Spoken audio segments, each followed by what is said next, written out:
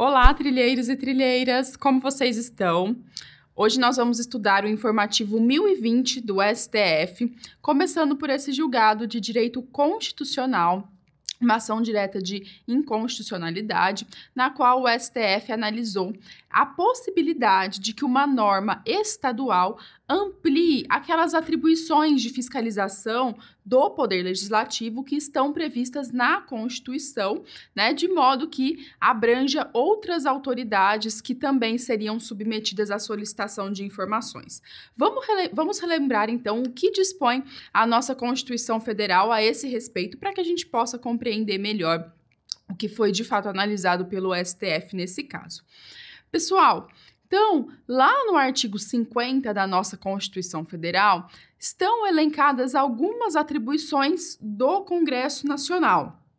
E aqui, no caso, especificamente, a nossa Carta Magna, ela estabelece que tanto a Câmara quanto o Senado, assim como qualquer de suas comissões, poderão convocar ministros de Estado ou então qualquer outro titular de órgão que esteja diretamente subordinado à presidência da República para prestarem pessoalmente informações sobre qualquer assunto, desde que esse assunto ele esteja previamente determinado.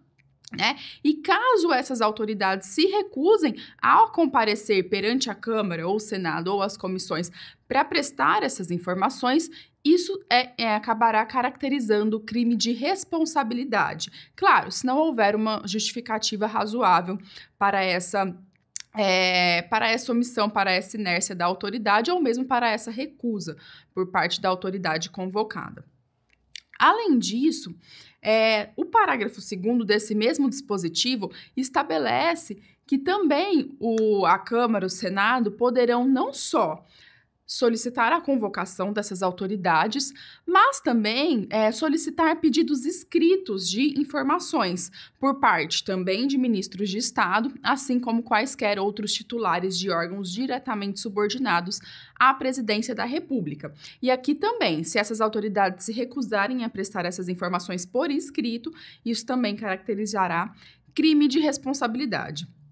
E a grande controvérsia relativa ao caso julgado pelo STF que nós estamos abordando diz respeito a se essas normas elas são ou não de observância obrigatória pelos estados. Ou seja, os estados eles precisam obrigatoriamente prever tais disposições em suas constituições estaduais exatamente nos termos em que constam da Constituição Federal, ou eles podem ampliar essa disposição de modo a ampliar as atribuições de fiscalização do Poder Legislativo Estadual e também ampliando o rol de autoridades que seriam eventualmente submetidas à solicitação de informações por parte do Legislativo local. Será que isso é possível ou não?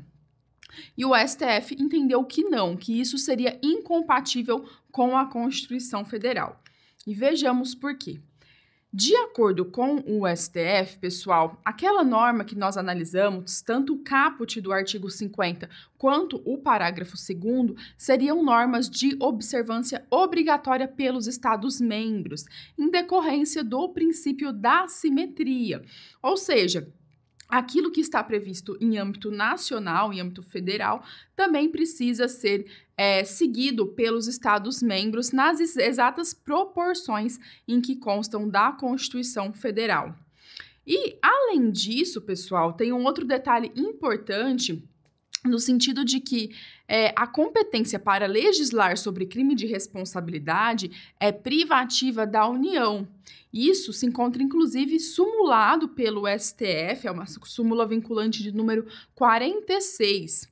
E lembram que, como nós vimos, o descumprimento por parte daquelas autoridades, seja de comparecerem perante a Câmara, o Senado ou as comissões, ou seja, na recusa de prestarem informações por escrito, isso acabaria ensejando crime de responsabilidade. Então, por via oblíqua, se os estados eles ampliam essa norma, eles estão ampliando também as hipóteses de crime de responsabilidade. E aqui haveria uma violação à competência privativa da União para legislar sobre esse assunto. Então, com base nesses argumentos, o STF entendeu pela inconstitucionalidade das normas da Constituição do Estado de São Paulo que traziam disposições nesse sentido, ampliando o rol daquelas autoridades sujeitas à fiscalização direta do poder legislativo local e também à sanção por crime de responsabilidade, ok? Então, era esse o primeiro julgado do Informativo 1020. Nos vemos no próximo.